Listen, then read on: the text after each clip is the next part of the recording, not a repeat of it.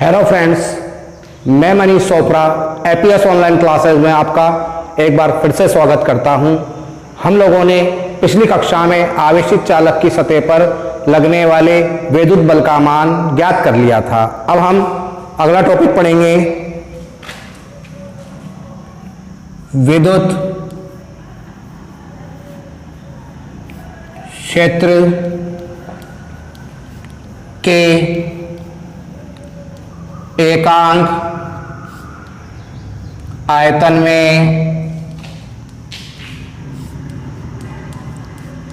संचित विद्युत क्षेत्र के एकांक आयतन में संचित ऊर्जा।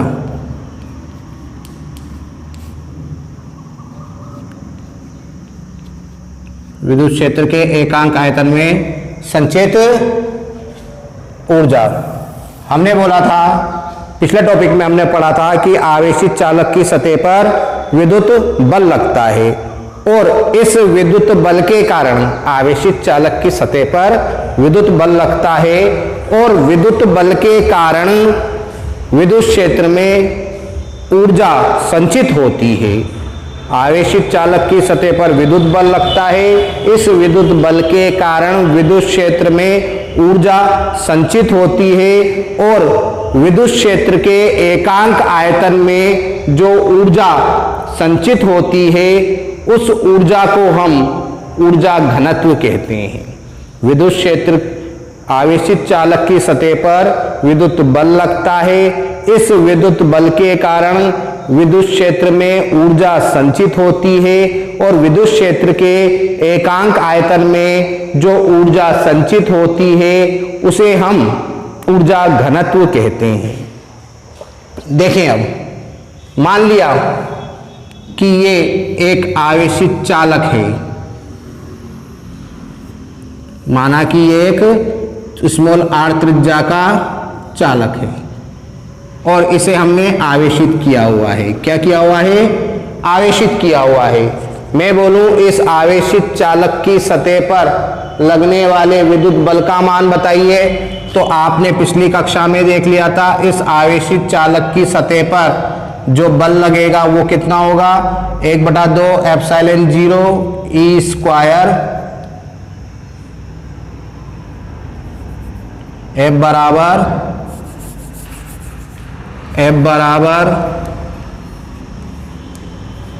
Sigma square upon 2 epsilon 0 ds।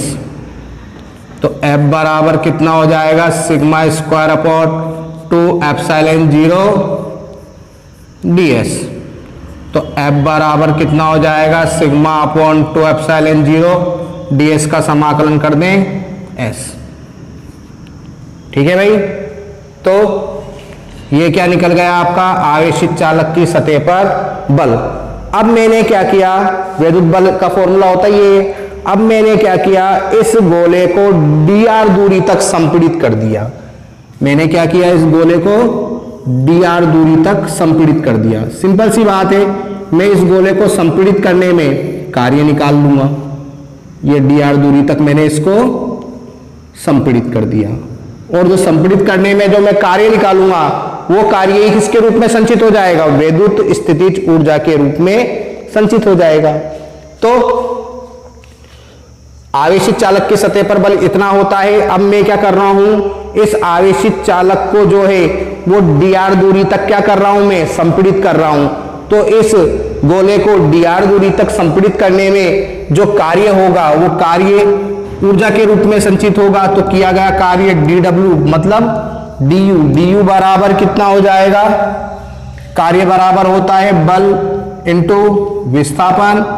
तो du बराबर इसका मान रख दें sigma square upon 2 epsilon 0 into s into dr। du बराबर कितना हो जाएगा? Sigma square upon 2 epsilon 0 s into dr। ये हो जाएगा आपका आयतन dv। इसको नीचे ले आए, du बराबर du अपॉन dv बराबर क्या हो गया? Sigma upon 2 epsilon 0। या du अपॉन dv बराबर सिग्मा का मान होता है E बराबर होता है सिग्मा अपॉन एप्सिलॉन 0, तो सिग्मा बराबर हो जाएगा E एप्सिलॉन 0। यहां रख दें E स्क्वायर एप्सिलॉन 0 का स्क्वायर अपॉन 2 एप्सिलॉन 0 कट जाएगा। कितना बचेगा? du बराबर du अपॉन dv बराबर 1/2 एप्सिलॉन 0 E स्क्वायर, या फिर कितना बना 1/2 epsilon square sigma square upon epsilon 0। तो ये क्या है? विद्युत क्षेत्र में संचित ऊर्जा, और आयतन का भाग लगा हुआ है मतलब एकांक आयतन की ऊर्जा।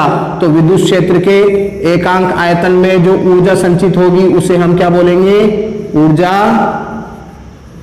घनत्व। क्या कहेंगे? ऊर्जा घनत्व। तो विद्युत क्षेत्र के एकांक आयतन में संचित ऊर्जा को हम ऊर्जा घनत्व कहते हैं। वापस समझ लें एक बार और 2 मिनट के लिए कि हमने बोला था कि आवेशित चालक की सतह पर क्या लगता है? वैद्युत बल लगता है। जब आवेशित चालक की सतह पर वैद्युत बल लगेगा तो इस वैद्युत बल के कारण ही विद्युत क्षेत्र में ऊर्जा संचित होगी, और एकांक आयतन की जो ऊर्जा होगी उसे हम क्या बोलेंगे? ऊर्जा घनत्व कहेंगे। अब मैंने बोला कि आवेशित चालक की सतह पर बल कितना होता है? इतना। इसको भाग ले लिया ds, समाकलन करा s। फिर मैंने बोला कि मैं इस गोले को dr दूरी तक संपीड़ित कर रहा हूं मतलब कार्य कर रहा हूं। dr दूरी तक संपीड़ित करने में कार्य करना पड़ेगा। तो कार्य करने में कार्य जो होगा वो ऊर्जा के तुल्य होगा, क्योंकि किया गया कार्य ऊर्जा के तुल्य होता है। तो किया गया कार्य मैंने ऊर्जा के तुल्य कर दिया। ये ऊर्जा जो है वो विद्युत क्षेत्र में संचित ऊर्जा होगी। कार्य बराबर क्या होता है? बल इंटू विस्थापन। बल का मान रखा, ठीक है। s इंटू dr क्या होगा? dv को नीचे ले आया, ठीक है। सिग्मा का मान रख दिया। तो 2 रूप में मैंने इस फॉर्मूले को निकाल लिया, जो कि क्या है? विद्युत क्षेत्र के एकांक आयतन में संचित ऊर्जा है। और विद्युत क्षेत्र के एकांक आयतन में संचित ऊर्जा को हम क्या कहते हैं? ऊर्जा घनत्व कहते हैं। फॉर्मूला ध्यान रखना है, महत्वपूर्ण फॉर्मूला है, आगे काम में आएगा कई जगह पर, जो कि विद्युत क्षेत्र के एकांक आयतन में संचित ऊर्जा है। अगला टॉपिक आता है आपका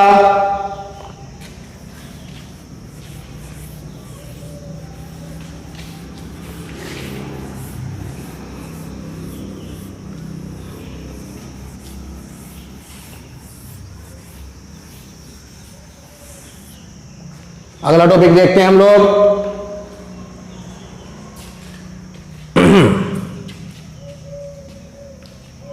आवेशित